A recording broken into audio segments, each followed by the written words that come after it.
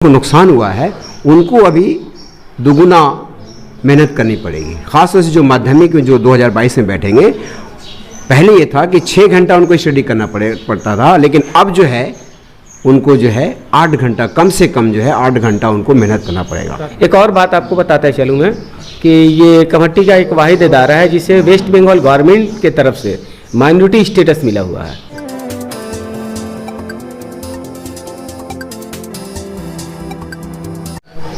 नमस्कार आदाब नाज़रीन, आप देख रहे हैं इंडिया न्यूज़। मैं आपका होस्ट नूर आलम। अभी फ़िलहाल मैं हूं कमट्टी आबादी के एक मारफ स्कूल में, Kamarhatti union collegiate high school में, जहां पे NAS नेशनल अचीवमेंट सर्वे का एक एग्ज़ाम हो रहा है। इस सिलसिले में हम आए हैं, यहाँ के जो स्कूल के हेडमास्टर हैं उनसे बात करेंगे और जानने की कोशिश करेंगे कि ये एग्ज़ाम होता क्या है और किस तरह से NSA ने इन्हीं स्कूल को चुना। क्योंकि कमट्टी आबादी में जैसा कि हम जानते हैं और भी हाई स्कूल्स हैं, लेकिन उन स्कूलों को छोड़ करके चुना, आखिर क्या वजह रही, और स्कूल से मुतल्लिक कुछ सवाल और जवाब बात करेंगे और जानने की कोशिश करके उनकी क्या राय है। NAS नेशनल अचीवमेंट सर्वे जो मिनिस्ट्री ऑफ एजुकेशन की तरफ से ये होता है और ये हमारे स्कूल में पहली मर्तबा हुआ है। सही तौर पर मुझे भी पता नहीं था, लेकिन आहिस्ता आहिस्ता जो प्रॉस्पेक्टस हमने पढ़ा उसमें बहुत सारी बातें मालूम हुई कि नेशनल लेवल पर बच्चों को सेंट्रल गवर्नमेंट की तरफ से तालीम के मैदान में जो कुछ भी सहूलतें मिलती हैं वो उन्हें मिलेंगी। यही अंदाज़ा है कि चूँकि हम लोगों का जब से एफिलिएशन मिला उस वक्त से हम लोगों का रिज़ल्ट 100% हो रहा है, अब तक हो रहा है, जिसकी बिना पर मेरा ख्याल है कि जिसकी बिना पर रिकॉर्ड तो पूरा गवर्नमेंट के पास जाता ही है, उस बिना पर वो हम लोगों के स्कूल को चुना होगा। जाहिर सी बात है, गवर्नमेंट आपके परफॉर्मेंस को आंख रख रही थी और उसके बिना पर आपके स्कूल को चुना। तो सर, ये जो एग्ज़ाम होता है कौन से क्लास के लेवल के होता है और इसके पास करने से क्या बच्चों को फ़ायदे होते हैं, इसके बारे में थोड़ा सा बताएं। ये एग्ज़ाम फ़िलहाल हम लोगों का क्लास 10 का हो रहा है। ऐसे प्रॉस्पेक्टस में है 3 का भी होता है, 5 का भी होता है, 8 का भी होता है, लेकिन फ़िलहाल 8 का 10 क्लास का मेरा हो रहा है। और हम लोग के लिए बहुत सी बायस फ़ख्र है कि हम लोगों को चुना गया है और ये एग्ज़ाम दिया जा रहा है। सर, जैसा कि हम लोग जानते हैं कि पिछला कई सालों से आपका स्कूल बहुत अच्छा परफॉर्मेंस कर रहा है, लेकिन फिर भी लोग जो गार्जियंस अपने बच्चों को आपके स्कूल में ना देकर के दूसरे गवर्नमेंट स्कूल में देते हैं, इस स्कूल को प्राइवेट समझ करके ना देते हैं। तो इस बारे में बताया आखिर क्या मामला है, थोड़ा सा इसके बारे में मुकम्मल जानकारी दे लोगों को। इस बारे में ऐसा है कि लोगों को कुछ बेदार होना चाहिए। हम लोगों के दरमियान ये बात है कि ये प्राइवेट स्कूल है, फीस ली जाती है, तो प्राइवेट ना बोला जाए बल्कि अनएडेड एफिलिएशन इसको मिला है। अनएडेड है, एफिलिएशन है। जिस तरह से दूसरे मुकम्मल एडेड स्कूल अपने बच्चों को इम्तहान के लिए, बोर्ड के लिए भेजते हैं, उस तरह से अब हम लोग भी भेजते हैं। लेकिन बहुत सारे लोगों को ये गुमान है कि ये प्राइवेट स्कूल है और उस तरह से नहीं होता है। तो लोगों को ये समझ लेना चाहिए कि यह है अनएडेड, एक तरह से प्राइवेट, मगर हम लोगों को एफिलिएशन हुकूमत की तरफ से मिली है और हम लोग अपने बच्चों को भी उसी तरह, जिस तरह से हमारे इलाके में Kamatti high school, Salimiya high school exam दिलवाते हैं, उस तरह से हम लोग भी दिलवाते हैं। सर, टोटल कितने बच्चे आते हैं स्कूल में? टोटल कम बेस 500 करीब हैं। क्लास 10 में सर लास्ट ईयर जो कितने बच्चे अपग्रेड हुए थे और कितने बच्चों का मतलब मार्क्स क्या आया था, तो बताएंगे। 60 के करीब बच्चे थे स्टूडेंट, हाँ, और 100% रिजल्ट हुआ था। हाँ, पूरे बंगाल में, हाँ, उर्दू मीडियम में टॉप हुआ था। सर, जैसा कि लॉकडाउन में देखा गया कि बहुत कम स्कूलों में बच्चों को पढ़ाया गया जो गवर्नमेंट स्कूल थे या उर्दू मीडियम से, लेकिन जहां तक मेरी जानकारी है उस दौरान भी आपके स्कूल के जरिए बच्चों को व्हाट्सअप और वीडियो कॉलिंग के जरिए पढ़ाया जा रहा था। क्योंकि मेरे एक दोस्त है, वो भी स्कूल के एक टीचर है। तो सर, इस बारे में थोड़ा सा बताया किस तरह से आप लोगों ने कोरोना काल के दौरान अपने बच्चों को पढ़ाया और किस तरह से आप लोगों ने गाइडेंस दी। इस सिलसिले में हम लोगों ने ऑनलाइन सभी टीचरों को, सभी टीचर हम लोग बैठकर राय किए कि बच्चों को इस तरह से छोड़ना अच्छी बात नहीं है और इससे हमारा ही नुकसान होगा। जाती नहीं बल्कि कौमी नुकसान होगा। इसलिए हम लोग ऑनलाइन क्लास शुरू किया जाए।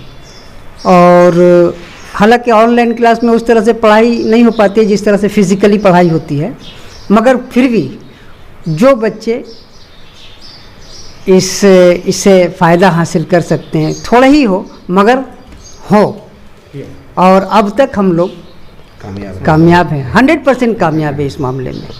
आने वाला वक्त में जैसे कि इस कोरोना काल में जो पढ़ाई नहीं हुआ तो जो बच्चे 7 में थे 8 में गए, 8 से 9 में, जो 9 वाले बच्चे 10 में गए, तो नॉर्मल स्कूलों में क्या पढ़ाई ना होने की वजह से बच्चों का जो क्वालिटी में इंप्रूवमेंट होना चाहिए था क्लास चेंज होने के बाद, वो नहीं हो पाया। लेकिन आपने थोड़ा भी तो पढ़ाया है, जो इंप्रूवमेंट हुआ है। तो इन साल मोस्ट प्रोबेबली कि ऑफलाइन ही एग्जाम्स होंगे, तो आने वाला जो 2022 में जो एग्ज़ाम होगा क्लास 10 का, उसके लिए आप लोग किस तरह की तैयारियाँ सर?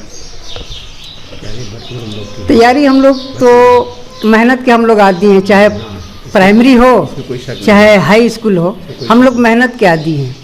हाँ, हम लोग जो है हर तरह से जाफिशानी से बच्चों को जिस तरह से भी हो, बच्चों के कांटेक्ट में हम लोग रहते हैं। और हम लोग जो है आने वाले 2022 में जो एग्ज़ाम होगा उसके लिए भी हम लोग तैयार हैं और बच्चों को तैयार कर रहे हैं। आपको बताता चलूँ कि ये committee union collegiate high school है और यहाँ प्राइमरी स्कूल भी है। इनको माइनॉरिटी स्टेटस हासिल है, जिसके बुनियाद पर बच्चों को स्कॉलरशिप भी साल के आखिर में दिया जाता है। इस सिलसिले में प्राइमरी के हेडमास्टर इसराफिल साहब हैं, उनसे बात करते हैं कि उनके कितने बच्चे हैं और किस तरह से स्कॉलरशिप मिलती है और कितने पैसे मिलते हैं। वालेकुम। प्राइमरी स्कूल में गालिबन दर्जा इत्फाल तशाहरम 730 बच्चे होंगे। वो तमाम बच्चे अपनी इम्तहान की तैयारी करते हैं और जब उनका रिज़ल्ट शाया हो जाता है तो उसके रिज़ल्ट के बेस पर जिन बच्चों का 50% होता है स्कॉलरशिप फॉर्म फिलअप होता है। हमारे यहाँ मास्टर अतीकुर रहमान साहब इस जिम्मेदारी को निभाते हैं, अंजाम देते हैं। तमाम डॉक्यूमेंट्स के साथ जमा होता है और बच्चों को 1100-1200 रुपये उनके खाते में चला आता है। हाँ, अकाउंट में चला। जहाँ तक हाई स्कूल में बच्चों को स्कॉलरशिप का सवाल है, तो क्लास 5 चूँकि प्राइमरी लेवल पे आता है, इसलिए वहाँ क्लास 5 में 1200 रुपये मिलता है। 6 क्लास के बच्चों को 5000 के करीब और 7 से लेकर 10 तक के बच्चों को 5500 रुपया मिलता है। और इस साल ये जो सेशन गया इसमें करीब 400 बच्चों को स्कॉलरशिप मिला है। जो 100 से कुछ ज़्यादा बच्चे थे जो छूट गए, वो दरअसल उनके पास या तो अकाउंट नंबर नहीं था या वो गार्जियन ने नहीं भरा, वरना तमाम बच्चों को हमारे स्कूल में एक इतनी खातिर का रकम मिल जाती है कि उस रकम से यहाँ का फीस देने के बाद भी कुछ ना कुछ उनमें बच जाता है। ये पैसा क्रेडिट होता है स्टूडेंट के अकाउंट में होता है या गार्जियन के अकाउंट में? ये हाँ, ये सरकार ने बड़ा अच्छा ये कदम उठाया है कि अगर अकाउंट बच्चों का है तो उन पे आ जाएगा, नहीं तो अगर गार्जियन का है तो गार्जियन के अकाउंट पे भी वो पैसा क्रेडिट हो जाता है। इसमें वो ये ज़रूरी नहीं कि जो बच्चों का ही अकाउंट हो। हाँ, जैसा कि स्कॉलरशिप के मुतालिक बात हुई है, तो हमारे स्कूल में जो स्कॉलरशिप आ रहा है फ़िलहाल वो इतना सफिशिएंट आ रहा है कि बच्चों को गार्जियन को 1 रुपया अपने घर से लगाना नहीं पड़ रहा है। इतनी रकम मिल जा रही है कि उसी पैसे से यहाँ के ट्यूशन फीस वगैरह भी लोग दे दें। एक और बात आपको बताता चलूँ मैं कि ये कमेटी का एक वाहिद इदारा है जिसे वेस्ट बंगाल गवर्नमेंट के तरफ से माइनॉरिटी स्टेटस मिला हुआ है। इस बिना पे अच्छा खासा आपको स्कॉलरशिप की रकम भी मिल जा रही है बच्चों को फ़ायदा के लिए। और कमेटी वालों के लिए खुशखबरी ये है कि आइंदा साल से इंशाल्लाह हम लोग HS भी शुरू करने जा रहे हैं। इसमें कौन सा स्कीम होगा सर? HS में शुरुआती तौर पे यहाँ पे बहुत ज़्यादा जो परेशानी लोगों को होती है वो आर्ट्स का लेकर, तो इंशाल्लाह आर्ट्स से ही हम लोग शुरुआत करेंगे पहली, और अगले साल से ये शुरू होने का इम्कान है, इसलिए कि क्लासेस वगैरह बन के तैयार हैं। हाँ जी, वो जिस नॉर्म्स वगैरह जैसे चाहिए हम लोग फुलफिल कर दिए हैं और इंशाल्लाह अगले साल। इसके अलावा इस स्कूल में एक और सबसे अच्छी बात है कि यहाँ कन्याश्री का भी फैसिलिटीज़ है और बहुत से स्कॉलरशिप यहाँ से भरे जाते हैं। बाज़ बच्चे तो ऐसे हैं जो 1000, 10,000, 12,000 रुपये तक का वो स्कॉलरशिप उठा लेते हैं। लास्ट ईयर कितने बच्चियों को कन्याश्री का फ़ायदा मिला यहाँ? देखिए, हर साल यानी क्लास 8 में बच्चे जो जाते हैं, बच्चियाँ जो जाती हैं उन्हीं को भरा जाता है, और वो 10 तक उनका वो रिन्यूअल होता रहता है। तो हर साल करीब 50 से 60 बच्चियों का रिन्यूअल होता है, यहाँ से भरा जाता है। और फिलहाल करीब 300 बच्चियों को इसमें इनरोलमेंट किया गया है, हमारे स्कूल से इनरोलमेंट है कन्याश्री के लिए। और एक अच्छी बात यह है हमारे स्कूल में कि हमारे स्कूल की तरफ से क्लास 8, 9, 10 करीब करीब ये 18-20 बच्चों को 10,000 रुपये करीब सालाना स्कॉलरशिप दिया जाता है, एक एक बच्चों को, यानी उनका ट्यूशन फीस माफ़ कर दिया जाता है। इसके अलावा भी बहुत सी ऐसी चीज़ें हैं जो उनको हम लोग यहाँ से रियायत देते हैं, ये ख़ास तौर से स्कूल की तरफ से उनको दिया जाता है। स्कॉलरशिप आप लोग देते हैं तो ये कमेटी बियर करती है या नहीं, स्कूल बियर करता है, वो स्कूल बियर करता है पूरा। हाँ, वो उसी से होता है। और दूसरी कोई हम लोग की आमदनी का जरिया नहीं, जो बच्चे देते हैं वही तो आमदनी है। और बात बता दें आपको कि इस पेंडेमिक में हम लोगों ने 2 महीने का फीस भी छोड़ा था। हम लोगों, चूँकि हम लोग कमेटी में रहते हैं, कमेटी का माहौल जान रहे हैं कि कैसे लोग हैं, तो उसको देखते हुए 2 महीने का हम लोगों ने करीब 2.5 से 3 लाख रुपया का वो हम लोगों ने वो छोड़ दिया था, फीस माफ़ कर दिया था। ऐसे गार्जियन बहुत मुतासिर भी हुए थे और अभी भी गार्जियन का पूरा सपोर्ट मिलता है हम लोगों का, और गार्जियन के मुताबिक भी हम लोग स्कूल चलाते हैं। एक और बात, यहाँ लड़कियों के लिए ख़ास तौर से बहुत उम्दा इंतज़ाम है। आप देख लीजिए, बहुत बड़ा मैदान है, घर में लड़कियाँ नहीं खेल पाती हैं, लेकिन यहाँ बच्चियाँ आती हैं तो बाकायदा खेलकूद में भी हिस्सा लेती हैं। हाँ, और यहाँ हर साल स्पोर्ट्स जो होता है, हम समझ रहे हैं कमेटी का सबसे यूनिक स्पोर्ट्स होता है यहाँ पे। और आप पता कर लीजिएगा, गुज़िश्ता जब से ये स्कूल कायम है तब से दिन दुनी रात चौगुनी तरक्की ही करता गया है, इसमें पीछे हम लोग हट के नहीं देखे हैं। और एक बात कि स्कूल की बिल्डिंग भी आप देख लीजिए कि माशाल्लाह जितनी अच्छी बिल्डिंग है, हम तो ये नहीं कहेंगे कि कमेटी का और सब बिल्डिंग, लेकिन मुआवजा करा लीजिए। यहाँ CCTV कैमरा है, हर रूम में CCTV कैमरा, बच्चों पे निगरानी रखी जाती है, मैदान में CCTV कैमरा है, निगरानी रखी जाती है। और दूसरी बात कि यहाँ असेंबली वगैरह के लिए बॉक्स का इंतज़ाम है और बहुत सी ऐसी फैसिलिटीज़ हैं जो हम लोग बच्चों को देना चाहते हैं। और इंशाल्लाह आने वाले दिनों में और अच्छी फैसिलिटी देने की कोशिश करेंगे, और सिर्फ आवाम साथ दे तो।